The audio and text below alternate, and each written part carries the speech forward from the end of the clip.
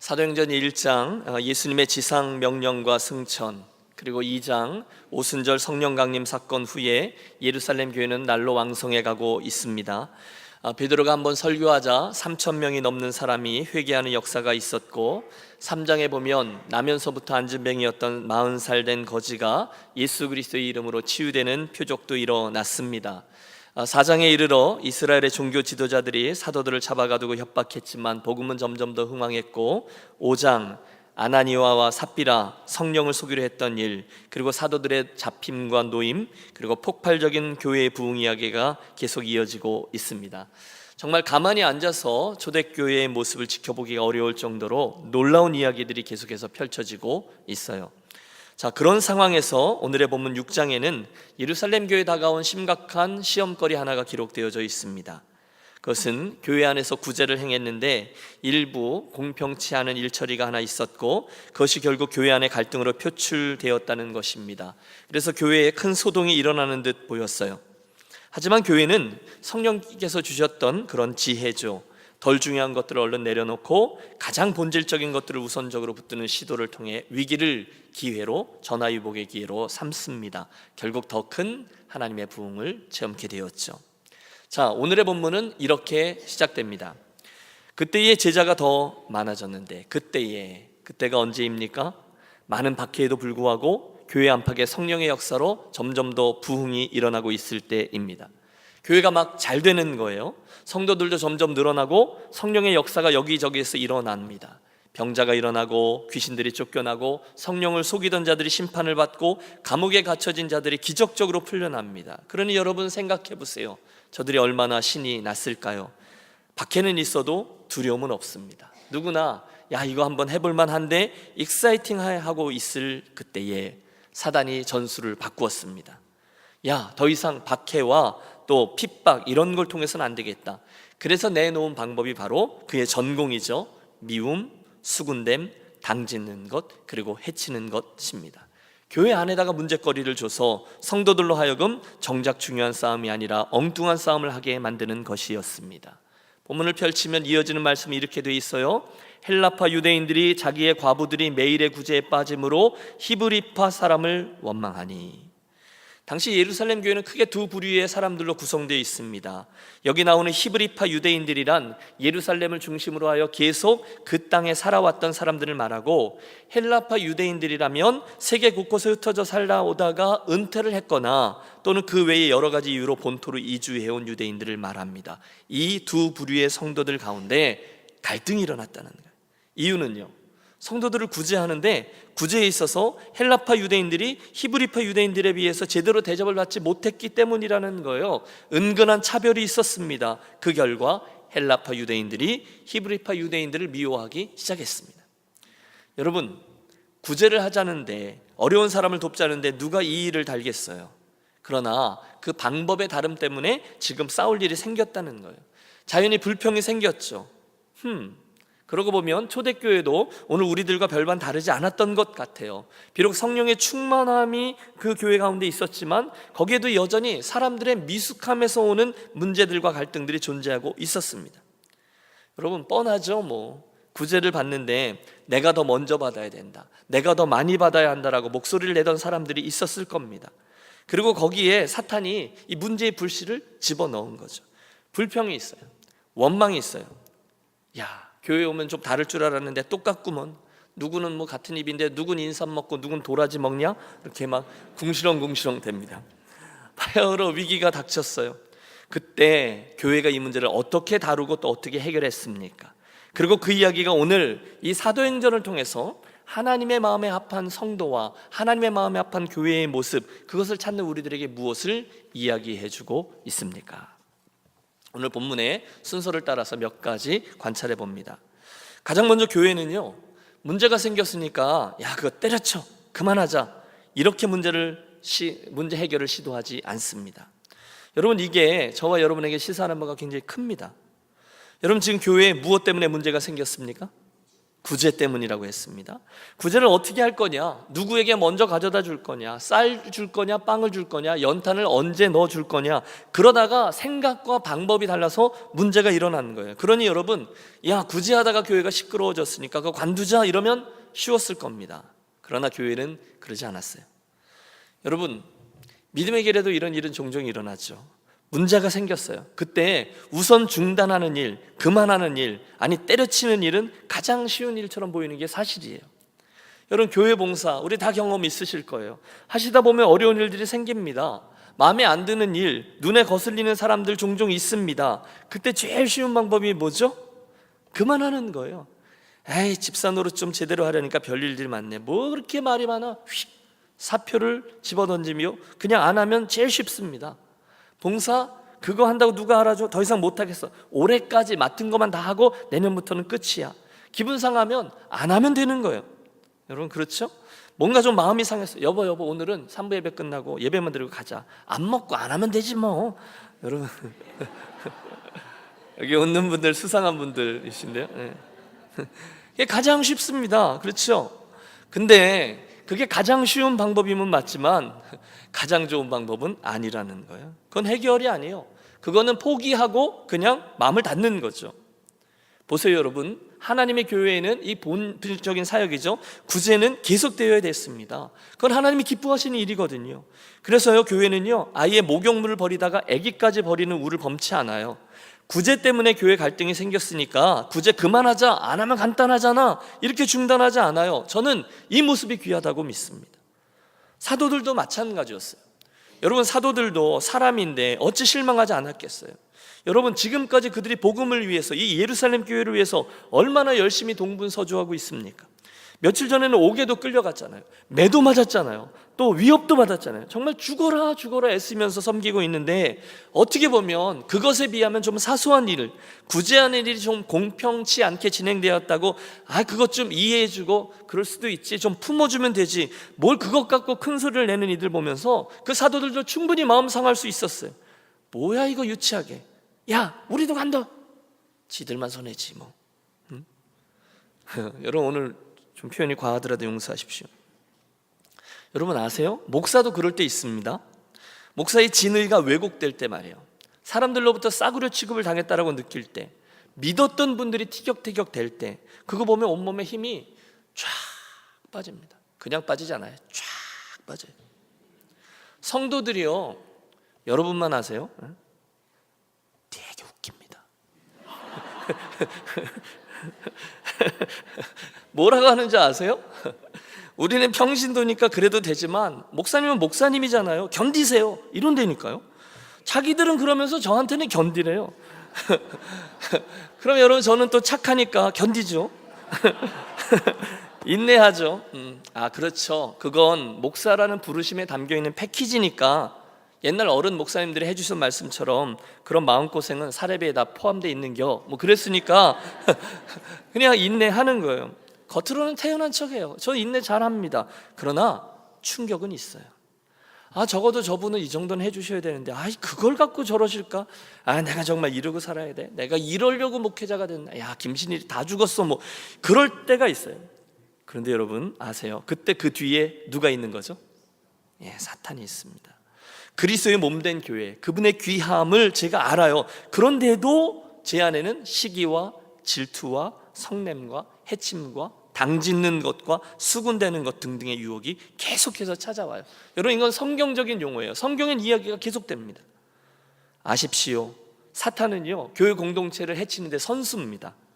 모두들 자기 입장에서 생각하게 합니다. 상대편 입장을 헤아리지 못하게 해요. 사단이 우리들의 눈을 가린 거죠. 그래서 오늘 본문의 헬라파 사람들이 자기들이 무시당했다고, 유대파 사람들은 그것도 이해하지 못하냐고, 사도들은 사도들대로 내가 이런 사람들 데리고 목회를 계속해야 되냐고, 여러분 이렇게 막 폭탄이 터지려고 하는 찰나였어요. 얼마든지 그럴 수 있었어요. 야 관도, 야 때려쳐, 우리도 때려쳐, 그럴 수 있었어요. 그런데 교회는 그러지를 않았다는 거예요. 그들은 뭐가 더 중요한지를 알았어요. 여러분, 때려치지 마십시오. 그건 성경적인 방법이 아니에요.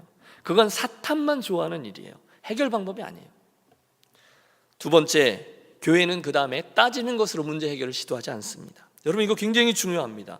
그들은요, 지금 이 문제가 누구 때문에, 무엇 때문에 일어난 것인지를 캐묻지 않았어요. 여러분 알죠? 당신이 이 집은 쌀 한 푸대 주고 저 집은 두 푸대 주고 그래서 삐진 거야? 아니야, 나는 이 장부에 써 있는 대로 한 것뿐이야. 그러니까 그렇게 써놓은 사람이 책임을 져야 돼. 이러지를 않았어요. 책임 전가 이런 거 하지 않았어요. 여러분, 교회 공동체를 세우는데 무슨 일이 생겼어요. 그런데 이게 누구 책임이냐? 당신 때문이지. 당신 때문이지. 그렇게 따지는 것은 가장 소극적인 방법이고 가장 부정적인 방법임을 기억하시기 바랍니다. 누구라도 할 수 있어요.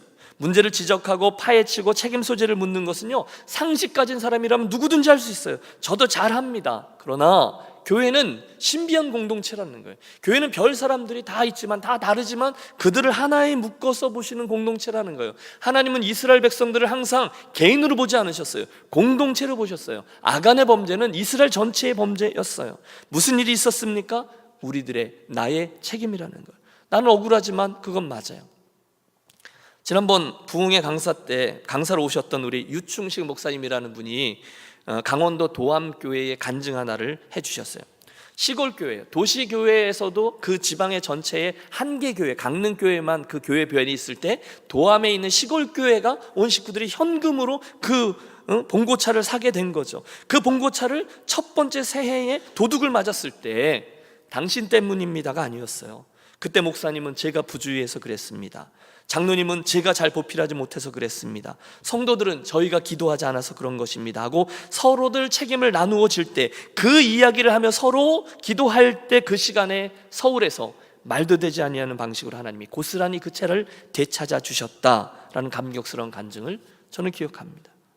사랑하는 여러분, 교회 안에 별일들이 많아요. 그때 책임을 전가하는 것은 주님께서 기뻐하시는 일이 절대로 아님을 기억하시고, 오히려 그것은 사탄의 역사다라고 보면 틀림없습니다. 그분 좋아하지 않으세요. 에덴 동산의 첫사람들은 서로 간에 책임을 전가했습니다. 하와는 뱀 때문이라고 그랬어요. 아담은 아내 때문이라고 했어요. 나아가 하나님이 내게 주신 아내 때문이라 해서 하나님 그분에게 책임을 전가했습니다. 그러나 그날 예루살렘 교회가 잘했죠. 책임을 따지지 않았어요. 그게 아름답습니다. 여러분, 그들이 정말 누가 잘못했는지 몰랐을까요?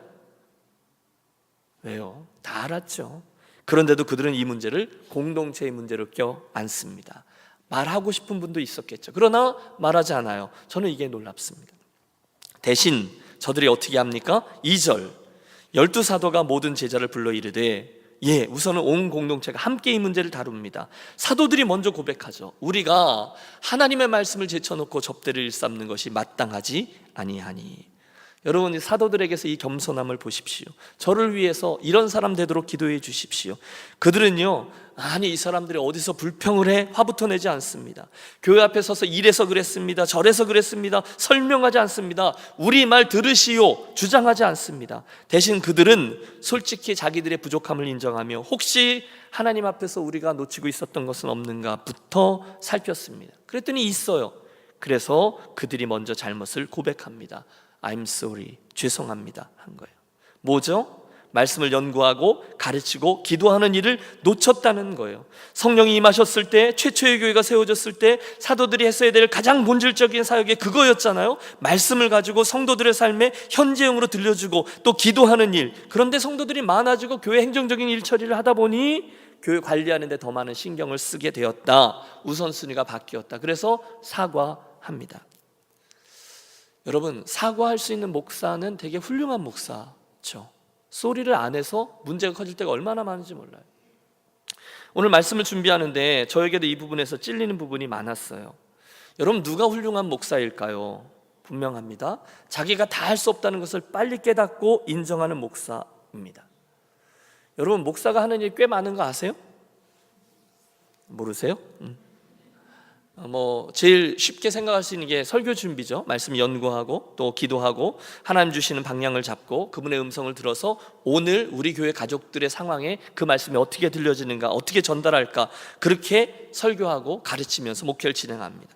사랑팀도 살피고요, 출석 결석 가지고 씨름하고 신방하고 전화하고 건의사항 요구사항 듣고 조정하고 교회 학교 챙기고 재정 살피고 봉사자들 격려하고 교회 이곳저곳에 문제가 없는지 챙겨요. 또 교회는 왜 그렇게 맨날 고장나는 데가 많은지 몰라요. 이걸 저거 어떻게 바꾸나, 누구에게 부탁하나 논의해요. 행사도 많아요, 모임도 많아요, 오라는 회의도 많아요. 그런데 다 할 수 있느냐? 못 하겠더라고요. 그럼 어떻게 해야 됩니까? 빨리 겸손해지는 거죠. 자기가 이 교회의 모든 일에 대해서 감나라 대추나라 다 관장하고 쫓아다녀야 된다라는 생각을 빨리 내려놓는 거예요. 그 착각을 포기해요. 그리고 가장 중요한 사역, 오늘 본문 같으면 말씀과 기도에 전무하는 사역, 본질적인 사역을 우선적으로 하기로 결단합니다. 여러분도 마찬가지일 겁니다. 여러분, 우리 교회 안에 보시면 열심히 있는 분들이 계세요. 물론 열정 가지고 열심히 하세요. 이리저리 뛰어다녀요. 하지만 교회 안팎의 모든 일들을 그분들 혼자서 감당할 수 없음을 인정하십시오. 다른 분들이 있다는 걸 인정하셔야 돼요. 서로의 은사가 다르다는 걸 인정하셔야 돼요. 모든 걸 다 자기가 해보려고 애쓰는 분들이 있다면 반드시 둘 중에 하나의 결과에 도달합니다. 첫째, 지치든지, 둘째, 자기만큼 안 하는 사람들 보면서 삐지든지, 둘 중에 하나입니다.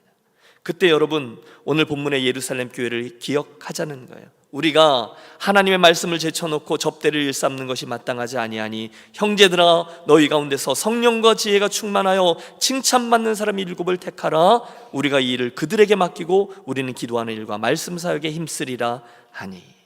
그래서 저들이 참 귀한 제안을 하나 하죠. 문제를 해결하기 위해 동력자들을 세워 나갑니다. 일들을 나누어 맡습니다. 여러분, 이게 성경적인 방법 아니겠어요? 옛날에 광야에서 모세가 혼자서 다 할 수 없어서 그 장인 이드로의 제안대로 리더들을 세우고 함께 동역을 했듯이 교회도 그래서 우리가 선한 일꾼들을 세워 함께 사역을 진행합니다. 그래서 오늘 보면 그들이 사도들과 구별된 평신도 리더들을 뽑아 동역케 하자고 제안을 합니다. 5절을 보십시오. 그래서 온 무리가 이 말을 기뻐하여, 좋은 생각입니다, 동의하고는 그렇게 했어요. 여러분, 이 이야기를 잘 쫓아와 주세요. 지금 교회에 엉뚱한 일 하나가 벌어졌어요. 구제하다가 불평하고 싸움이 났어요. 그런데 교회는 이 사도들의 겸손한 제안을 듣고 더 중요한 것을 위하여 한마음이 되었어요. 함께 성령의 음성을 듣고 함께 그렇게 하기로 결정하자. 이 문제는 흔적도 없이 사라집니다. 여러분, 굉장히 중요합니다. 사탄의 괴계는 사라져요. 그리고 놀라운 부흥의 역사가 일어났다는 거죠. 그러면 구제하다가 불평이 생기고 싸운 것, 이것이 문제의 본질이 아니었다는 것을 우리 알게 되는 거예요. 문제의 본질은 따로 있었습니다. 사랑하는 유년 가족 여러분, 함께 기억하겠습니다. 하나님의 교회에는요, 늘 어느 교회든 교만의 영, 분열의 영, 이런 것들이 사단의 하수인으로 돌아다니고 있어요. 시시탐탐 우리들 사이에 틈을 보고 끼어들려고 애를 씁니다. 성난 사자같이 눈에 불을 켜고 연약한 자를 넘어뜨리려고 해요. 어떤 일이 있어도 분열을 일으킵니다. 그러면 예배가 깨지거든요. 분열이 일어나면 교제가 깨지거든요. 결국 교회 공동체는 깨지게 되거든요. 그러므로 사랑하는 유년 가족 여러분, 권합니다. 교회를 위해서 깨어있는 저와 여러분이 되시기를 부탁합니다. 여러분, 이게 무슨 의미일까요? 이런 거죠. 사탄의 공격이 있을 거다. 그 녀석은 나를 공격할 거다. 아예 각오를 하고 정신을 똑바로 차리며 예수를 믿으라는 거예요. 혹시 이 일로 인하여 여러분, 교회 안의 일들은요, 설명되지 않아요. 희한한 일들이 이렇게 저렇게 겹쳐서 설명할 수 없는 일들이 일어나잖아요. 지금 이 일로 인해서, 지금 저 사람으로 인해서 사단이 내 성질을 건드리고 자존심을 건드리고 의심을 불러일으키고 실족하게 하고 다툼이 일어나게 만들지도 모른다는 것을 미리 깨어서 경성하라는 거예요. 오늘 직원에 갔는데, 오늘 우리 전도에 모이는데 그때 대비하십시오. 순간 분열의 영이, 교만의 영이 우리 중에 누구에게가 틈탈지 모른다. 조심해야지. 이게 깨어있어라 라는 말의 정확한 의미인 거죠. 여러분, 혹시 저와 여러분에게 그런 일이, 여러분의 전도회에, 여러분의 사랑팀에 그런 일들이 있게 되는 것 같이 느껴지신다면 기억하세요. 이렇게 반응하세요. 이것은, 이렇게 반응하십시오. 그러니까 정신을 차리고 빨리 하나님 나라의 가치인 겸손, 사랑, 화평, 이것으로 돌아가는 거예요. 이게 깨어있는 거고, 이것이 사단의 괴계를 물리치는 방법입니다. 동시에 또 한 가지, 만일 갈등이 일어나는 것 같으면요, 빨리 이 초대교회가 취했던 방법을 취하는 거예요. 뭡니까? 얼른 본질로 돌아가는 거예요. 따라해 주세요. 본질로 돌아갑시다. 구제하다가 문제가 불거진 거거든요. 근데 그게 진짜 문제가 아니라는 거예요. 진짜 문제는 뭐예요? 사역의 중요한 본질을 놓치고 다른 것으로 분주했던 게 진짜 문제였어요. 당회하다가, 직원회하다가, 전도회나 사랑팀 모임을 갖다가 예상치 않은 문제로 갈등이 생기셨으면 그 순간 여러분, 우리들의 그 성질로 돌아가지 말고 본질로 돌아가자는 거예요. 같은 질인데 따라해 주세요. 문제를 만나면 성질이 아니라 본질로 돌아갑시다. 믿습니까? 개인적으로는 은혜 받았을 때의 그 원래 자리로 돌아가는 거죠. 갈릴리, 길갈, 베델, 맨 처음 주님 때문에 가슴 뛰었던, 주님 때문에 눈물을 흘렸던 자리로 돌아가는 거예요. 그게 중요하니까요. 목사 또는 직분자, 저와 여러분들은 처음 직분 받을 때의 자리로 돌아가는 거죠. 내가 그때 주님 때문에 감격하며 내가 정말로 충성하리라, 내가 무릎으로 섬기리라, 내가 그렇게 다짐했지. 나는 사라져도 예수 그리스도와 그분의 이름만 드러나는 사역을 꿈꿨지. 교회의 덕과 교회의 화평을 위해서라면 나는 썩어지기로 했었지. 나는 날마다 죽어야 하지. 본질이에요. 그리로 돌아가는 거예요. 혹시 오늘 저와 여러분 가운데 이러저러한 힘듦이 있으십니까? 도망하지 마십시오. 회피하지 마십시오. 처음에 예수 믿고 은혜 받았던 갈릴리의 자리로 돌아가시기를 권합니다. 가정에 문제가 생기셨어요? 두 분이 처음 사랑을 싹 틔었을 때에 그 자리로 돌아가십시오. 여러분 직분 받으셨을 때 무엇을 생각하며 받으셨어요? 그때 여러분 안에 주셨던 하나님의 뜨거움과 헌신의 자리로 돌아가십시오. 그러면 예루살렘 교회처럼 그 문제 앞에서 본질에 집중함으로 덜 중요한 문제들은 너끈히 넘어갈 수 있게 됨을 믿습니다. 그리고 나서 이제 교회는 본질적인 사역에 집중하기 위해 지혜로운 일 하나를 결정했습니다. 그 일을 담당할 일꾼을 세우는 거예요. 바야흐로 초대교회의 첫 번째 리더들이 세워지고 있습니다. 보세요 여러분, 그때 그들을 선출하는 자격 요건이 3절에 나옵니다. 교회가 어떤 사람을 세워요? 3절 같이 읽습니다. 형제들아, 너희 가운데서 성령과 지혜가 충만하여 칭찬받는 사람 7을 택하라. 우선 그들은 두 가지예요. 성령과 지혜가 충만해야 돼요. 또 칭찬 듣는 사람이어야 돼요. 앞에 나오는 성령과 지혜가 충만하다라는 것은 그들의 신앙의 인격을 말하죠. 두 번째, 칭찬받는 사람이라는 것은 그들 삶의 열매를 말할 겁니다. 여러분 재밌지 않습니까? 지금 이게 교회의 구제 문제를 다루는 거예요. 그러니까 사회 사업이나 또는 어카운팅이나 비즈니스 전공자가 고려되지 않아요. 대신 교회는 성령과 지혜가 충만한 사람과 그들의 삶에 다른 이들의 칭찬을 받는 사람을 선택해요. 그러면 오늘 저와 여러분도 그렇게 하면 되는 거죠. 가끔 성령은 충만한 것 같은데 지혜가 좀 모자란 사람이 있습니다. 이런 분들이 교회의 중책을 받으면 신앙적이긴 한 것 같은데 좀 이상한 해결 방안이 나옵니다. 반대로 지혜는 있는 것 같은데 성령이 충만하지 못한 사람도 있어요. 그러면 이분들은 딱 짜여져 있는 상식 안에서만 움직입니다. 무리하지 않아요. 도전이 없어요. 결국 이 균형이 중요하다는 거죠. 거기에 하나 더하여 다른 사람들이 볼 때 칭찬받는 사람, 그런 사람들이 일꾼이 되는 거죠. 여러분, 교회의 리더, 교회의 직분자는 하나님이 세우시는 줄로 믿습니다. 제가요 교회 공동체를 섬기면서 여러 번 직분자를 세우는 일을 경험해 보았어요. 또 우리 다음 주에도 우리 지방에서 직분자 세우는 교회도 있는데요, 임직자를 세우는 교회들 여럿을 지켜보았어요. 그런데 여러분, 그때 교회가 정신을 똑바로 차리지 않으면 교회에 큰 어려움이 닥치곤 하죠. 여러분 경험 없으십니까? 어쩔 때는요, 본인들은 가만히 있는데 괜히 뒤에서 쿡쿡 찌르는 분들도 계세요. 어이, 가만히 있으면 되나? 이번엔 당신이 좀 돼야지. 어필 좀 해. 선거운동도 좀 하고 밥 한번 사야 되는 거 아니야? 이러면서 괜히 찌르는 사람들이 있습니다. 여러분 혹시 그런 말은 입에도 담지 마시길 바랍니다. 어떤 분들은요 되게 웃겨요. 의도를 가지고 목사에게 와서 막 찔러대요. 목사님, 제가 지난주에 어느 교회 갔는데요, 그 교회 갔더니 저 직분 준다 그러던데요. 뭐죠? 저보고 잘 알아서 하라는 암시입니다. 저는 끝까지 대답하지 못합니다. 안 합니다. 왜? 저는요 단순해요. 교회는, 직분자는 목사가 아니라 사람들이 아니라 하나님이 세우신다라고 믿기 때문인 거죠. 여러분 동의하세요? 교회가요 선거 한번 잘못하면요, 투표 한번 잘못하면요, 아무리 든든해 보이는 교회라도 금방 망가집니다. 사단이 교만이라는 작전, 해침이라는 작전 넣고요, 편가르기 작전이 거기 먹혀드는 거예요. 그러면 안 되는 거예요.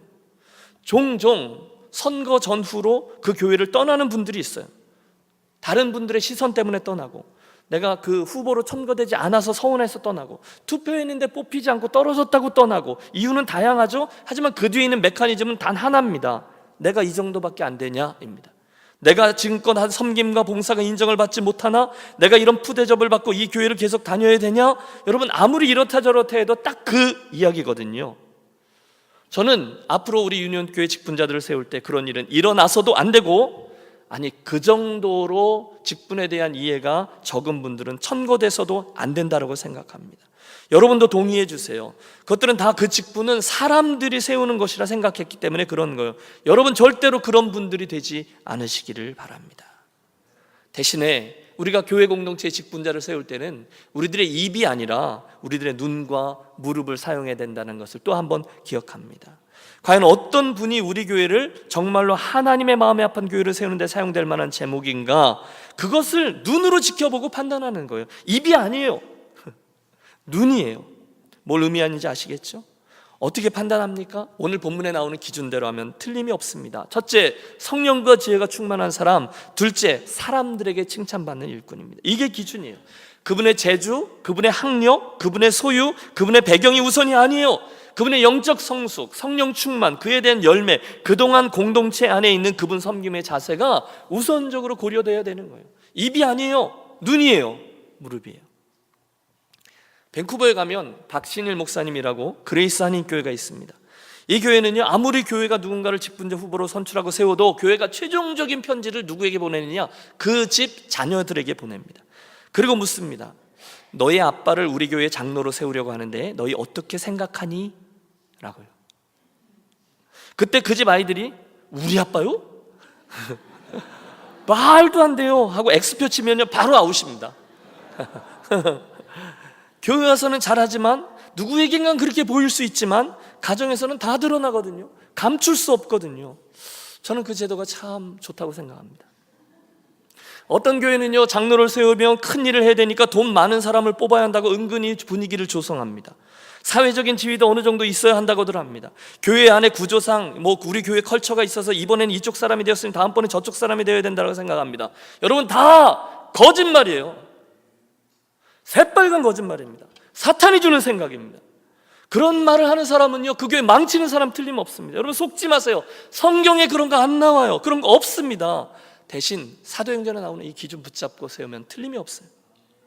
저 앞에 사도행전 1장에도 우리가 가룟 유다가 자기 스스로 생을 마감하고 대신해서 누군가를 세울 때, 마띠야를 세울 때 그들이 가지고 있었던 기준이 있었어요. 우선은 예수님을 경험하여 아는 사람이어야 됐어요. 그 다음은 예수님을 다른 사람에게 말할 수 있는 사람이어야 됐어요. 그리고 세 번째, 저가 다른 이들과 함께 기도하는 사람이어야 됐어요. 겸손이에요. 여러분, 혹시 직분자로 세움받았다고 어깨에 힘주고 다른 사람을 좀 아랫사람처럼 여길 만한 분들은 절대로 세우시면 안 돼요. 교회는 하나님 나라의 질서요, 그 섬김의 본이 목회자들 또는 직분 받은 분들에게서부터 실천되어야 되는 곳이기 때문이죠. 여러분, 말이 세도 이해하십시오. 목사가, 장로가 그 외에 이러저러한 직분이 벼슬 아닙니다. 여러분, 직분은 섬김의 우선순위예요. 먼저 섬겨야 된다는 거예요. 여러분 동의하십니까? 여러분, 제가 폼 제거하는 얘기가 아니에요. 가슴에 피를 토하면서 하고 싶은 얘기예요. 여러분, 직분은 벼슬 아니에요. 섬김의 우선순위예요. 앞에 계신 분들 한번 아멘 하시면 좋겠습니다. 섬김의 우선순위입니다. 혹시 이러한 진지한 고민 없이 직분을 받으신 분 계세요? 그러면 이어져 나오는 본문에서 그날 세움을 받은 직분자 스데반이 어떻게 예수님을 위해 사는지를 지켜보세요. 바로 이어서 빌립 이야기도 나와요. 그날 직분 받은 빌립이 어떻게 인생 행보를 걷는지를 눈을 크게 뜨고 따라가 보세요. 그게 직분이에요. 그것이 직분자를 세우는 목적이에요. 제가 아는 분이 있는데 지난해까지 너무너무 겸손한 교회의 동력자셨대요. 그런데 얼마 전부터 좀 더 정확히 말씀드리면 그분이 법적으로 그 교회의 그 non-profit organization이니까 거기에 CEO로 정부에 등록이 된 때부터 이분이 확 변했다는 거예요. 아, 내가 CEO지? 이러고 완전히 바뀌었다는 거예요. 여러분, 안 되는 거예요. 그게 뭐라고요? 저는요, 집사도 못 돼봤고 장로도 못 돼봤어요. 그래서 그게 뭔지 잘 몰라요. 그러나 이건 압니다. 많은 성도들이요, 겉으로는 그렇게 말씀하세요. 나는 집사, 권사, 장로, 안수집사 이런 거 관심 없어. 나는 전혀 욕심 없어요 라고 말씀들을 하지만 실상은 굉장히 많은 관심들을 가지고 계시다는 걸 말입니다. 그것 때문에 교회 안에서 시기하고 질투하고 이런 일들이 생겨나요. 직분 때문에 상처받고 하는 것을 저는 알아요. 그런데 여러분, 그 영광스러운 하나님의 초대가 그 하나님께 인정받고 하나님 나라의 인물이 되고 하나님 나라의 상급 쌓는 일을 위해서 욕심을 내야지, 혹시 그에 걸맞지 않은 인격과 신앙을 지닌 채로 제대로 된 헌신의 결단 한 번도 해보지 않은 채로 단순히 그 직분이 부러워서, 그 명칭이 탐나서, 남들에게 젠치하고 싶어서 욕심을 낸다면 여러분, 그건 그분의 인생과 교회 공동체에 해가 될 수도 있다는 점을 함께 기억하겠습니다. 중요한 것은요, 내가 그 직분을 갖느냐 아니냐가 아니에요. 내가 오늘 본문에 나오는 그 자격을 갖추느냐 아니냐, 여기에 있습니다. 성령과 지혜가 충만한 사람, 다른 이들에게 칭찬 듣는 그런 사람들이 되느냐 아니냐, 이게 바른 직분론을 정립하는 데 키인 것이죠. 제가 오늘 직분 이야기를 하게 되었는데요, 여러분, 오늘 설교의 초점이, 오해하지 마세요, 교회 직분에 있지 않아요. 잊으세요. 대신 오늘 설교의 초점은 뭐냐면요, 초대교회는 문제가 생겼을 때 더 본질을 붙잡았고 더 사역의 우선순위를 확정했다는 사실에 있습니다. 거기에 직분이 따라오게 된 거죠. 그들은 문제가 생겼을 때 무엇을 안 할 것인가 씨름하지 않았어요. 대신에 무엇을 할 것인가로 씨름했어요. 결국 결론은 이렇게 납니다. 교회가 해야 될 가장 중요한 일은 말씀의 사역과 기도의 사역이다. 여러분, 2절을 보세요. 12사도가 모든 제자를 불러 이르되 우리가 하나님의 말씀을 제쳐놓고 접대를 일삼는 것이 마땅하지 아니하니, 그들은 지금 말씀과 기도의 우선순위를 다시 한 번 더 확언했습니다. 바랍니다, 우리 유니온 공동체도 바로 이 말씀과 기도 사역에 개인적으로 교회적으로 놀라운 하나님의 기름 부으심과 축복이 있기를 축원합니다. 그래서 그들이 결단한 거예요. 4절, 우리는 오로지 기도하는 일과 말씀 사역에 힘쓰리라 하니, 나는 이제 그런 거 안 하고 이것만 하겠다, 이기주의적인 선포가 아니었어요. 여러분, 더 중요한 본질을 놓치고 이것 하지 아니하고 이건 좀 도와주십시오, 이것은 우리들에게 맡겨진 일입니다, 그 우선순위를 강조했더니 외적인 문제는요, 저절로 해결됩니다. 5절과 6절, 온 무리가 이 말을 기뻐하며 믿음과 성령이 충만한 사람 스데반과 또 빌립과 브로고로와 니가노르와 디몬과 바메나와 유대가에 입교했던 안디옥 사람 니골라를 택하여 사도들 앞에 세우니, 그날 사도들이 기도하고 그들에게 안수하니라. 그날 그들에게 임직식이 있었던 거죠. 아름다운 동력이 일어납니다. 결국 7절 함께 읽습니다. 하나님의 말씀이 점점 왕성하여 예루살렘에 있는 제자의 수가 더 심히 많아지고 허다한 제사장의 무리도 이 도에 복종하니라. 할렐루야. 교회 하나님의 말씀이 점점 더 왕성해졌어요. 당연하죠. 그날 세워진 일꾼들이 교회의 사역들을 더 함께 감당해 주므로 사도들은 그들에게 맡겨진 말씀과 기도에 더 집중할 수 있었어요. 당연히 말씀의 부흥이 일어났죠. 그 다음에는요, 자연스럽게 제자의 수가 더 많아졌다고 해요. 그게 다가 아니에요. 얼마나 패역했던 무리들입니까? 그런데 유대의 종교 지도자들, 허다한 제사장의 무리도 이 도에 복종하더라 라고 되어 있어요. 꿈만 같은 일이죠. 그 강팍한 제사장의 무리도 예수님의 이름 앞에 무릎을 꿇고 복종하는, 믿을 수 없는 일이 벌어졌습니다. 사랑하는 여러분, 이 말씀 앞에 가슴이 뛰지 않습니까? 정말로 그런 살아있는 교회에서 우리 신앙생활을 계속하고 싶지 않으십니까? 우리가 정말로 주님의 몸된 그런 교회로 세워지고 싶은 욕심이 없으십니까? 우선순위가 제대로 자리매김을 한 교회 말입니다. 그래서 건강해진 교회 말입니다. 하나님이 축복하시는 교회는 반드시 자라게 되어 있는 줄로 믿습니다. 물론 사람들을 위한 자람이 아닐 거예요. 인간적인 욕망을 교묘하게 하나님의 뜻으로 바꾸친 그런 값싼 부흥을 말하는 게 아니에요. 대신에 우리가 꿈꾸는 부흥은요, 정말로 성령께서 우리 안에 역사하심으로 인하여 성령님 때문에 말씀의 부흥이 일어나고 기도의 부흥이 일어나고 우리의 삶이 바뀌고 능력의 역사들이 일어나는, 그래서 생겨나는 부흥을 말합니다. 어떻게 그 일이 가능할까요? 오늘 말씀에서 배운 거죠. 당연해요. 어느 교회가 되든 그 교회가 오늘 사도행전의 이 원리를 가지고 진정 교회됨을 회복하면 나머지는 그 안에 성령께서 운행하시면서 일해 주실 줄로 믿습니다. 말씀의 부흥이 따라와요. 성도들 안에 화해와 화평의 역사가 따라와요. 자연히 그 다음에 성령께서 맡기시는 영혼들이 더해져요. 그러면 자연히 부흥은 일어나게끔 되어 있습니다. 그러므로 오늘 사도행전 11번째 시간을 통해서 우리가 붙들게 된 하나님의 마음에 합한 교회, 우리가 꿈꾸는 교회의 특징은요, 교회의 본질적인 사역, 즉 말씀과 기도에 집중함으로 하나님이 주시는 부흥을 경험하는 교회입니다. 따라해 주세요. 본질적인 사역에 집중함으로 하나님의 부흥을 경험하는 교회. 여러분, 바로 그런 교회, 우리들의 수고와 섬김 그리고 성령의 축복으로 인해서 우리 유니온 교회가 그런 교회로 세워지시기를 주 예수 그리스도의 이름으로 축원합니다.